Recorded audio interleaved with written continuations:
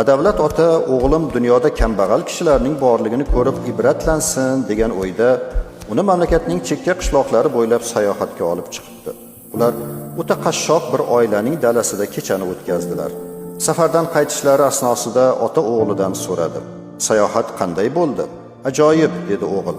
"Ko'rdingmi, qanday qashshoq odamlar bor-a? Xo'sh, bu safardan nimalarni o'rganding?" so'radi ota. "Ko'rdimki, bizning atiga bitta itimiz bor ekan. Ularda esa 4 ta. Bizdagi bog'ning o'rtasida bittagina basseyn bor. Ularda esa adog'i yo'q buloq. Biz bog'imizga chiroqlar qo'ydirganmiz. Ularda bu vazifani millionlab yulduzlar bajaradi.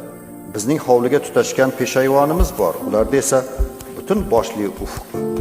Bizda yashash uchun bir parchagina yer bor. Ularda esa biz his qila olmaydigan darajada bepoyon dalalar. Bizga xizmat qilishadi. Ular o'zgalarga xizmat ko'rsatishadi. Biz yeguliklarni sotib olamiz. Ular esa yetishtiradilar. Biz bor budimizni asrash uchun devorlar ko'targanmiz. Ularning esa himoyalaydigan do'stlari bor ekan." Bu so'zlarni eshitgan ota jimib qoldi. Shunda o'g'il yana qo'shib qo'ydi: "Otajon, qanchalik qashshoqligimizni ko'rsatganingiz uchun sizga tashakkur.